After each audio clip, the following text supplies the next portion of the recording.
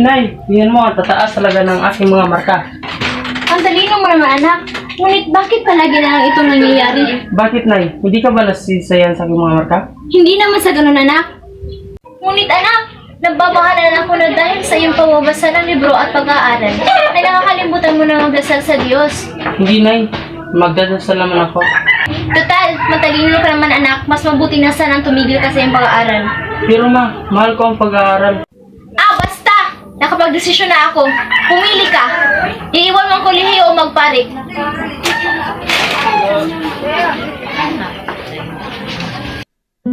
Dahil may katipanan noon ay pinili niyang iwan ng kolehiyo at magpakasal.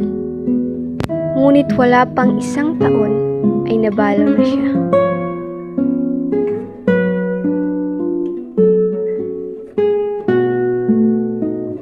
Upang iligtas ang sarili sa labis sa kalungkutan, humanap siya ng aliw sa pagbabasa ng mga aklat. At dahil dito, siya ay naghirap at binansagang baliw!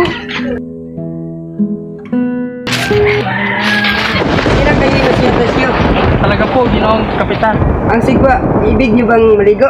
Hindi, ang inaantay ko ay isang lintik na papatay ng tao at susunod ng mga bahay. Ayun na yung matuluyan ng dilubyo.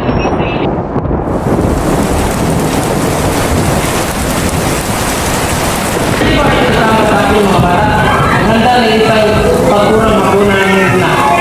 Ayaw ko nang ipatisingay sa kristal na yun hanggang ikawalo ng gabi. Umaasa akong ipatisingin pang maibigay sa aking nanay. Ano yung pararoon yan? Sa kumpanaryo po upang tupikali ang katingang para sa mga alba. Kaya kayo at huwag kayo natin tumamad nila kapag kumulong.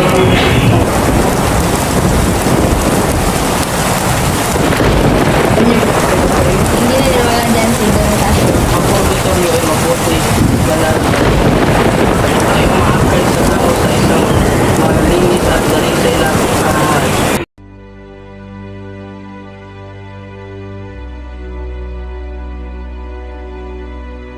Nasa ikalawang panig ang magkapatid na sakrista na si Crispin at si Basilio. Kung nasa bahay sana tayo kasama ni nanay, hindi ako natatakot. Doon walang magbibintang sa akin na ako'y magnanakaw. Hindi ito papayagan ni nanay. Nalaman na niya na ako'y pinapalo. Dito na lang ba tayo habang araw, kaka? Pid ko nga. Sa bahay. Pagkasakit ng habang panahon. Upang maalagaan ni nanay at huwag nang pabalikin sa kumbinto. Hindi na ako mapapalo. Buting magkasabay tayong magkasakit, kaka. Huwag, Crispin, mamatay tayong lahat. Sasama ng laro. At kata na may dalawang sagutom. Sana'y ninakaw ko lang ang pera nila sa akin.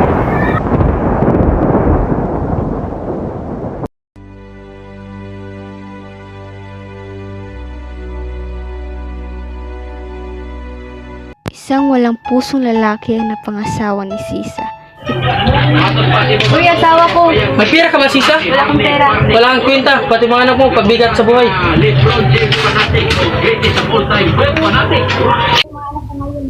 Para sa kanila.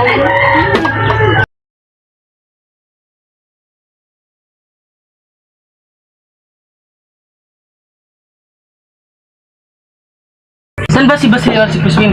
Nasa kumbinto at sinabi ni Don Tasio na si Crispin marunong masa at si Basilio na may sweldo na. Bigyan mo ko ng sweldo ni Basilio.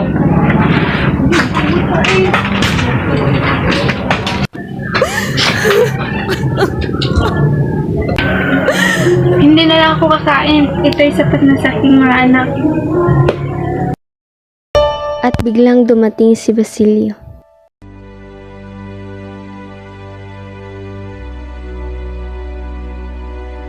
Sinabi ni Basilio ang lahat ng nangyari, ngunit hindi niya sinabi ang hirap na dinanas ni Crispin at siya ay may naisip na plano pero hindi kasama ang kanyang ama at ito'y napansin ni Sisa.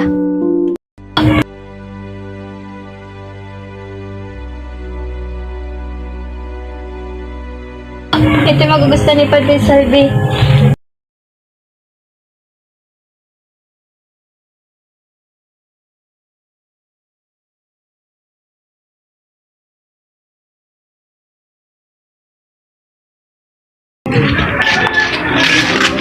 Dali. So, parang matamlay yata ngayon si Padre Salvi ah. Oo nga. Sapat na ang isang indulhensiyang dinarya sa isang kaluluwa sa purgatorio. Magandang ayos niyo binibini. Nasaan ba si Padre Salvi? May sakit si Padre Salvi? Nakita mo ba ang aking anak na si Crispin? Ang anak mong magnanakaw? Hindi magnanakaw ang aking anak. Nasaan ka na ba, Crispin? Umalis ka dito! Ang ingay mo! Umalis na!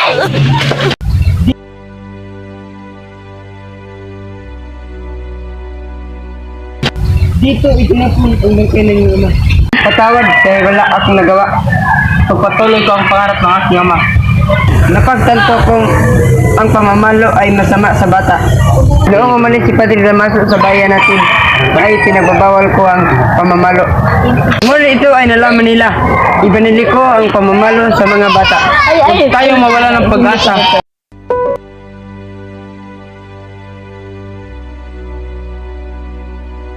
Sa tribunal nagpupulong ang mga matatanda at binata na lalaki para sa kapistahan na San Diego. Nang biglang dumating sina Ibarra at ang guro. Mga Ginoo, tayo magkaroon ng pista na may budget na 3,000 at 500 piso.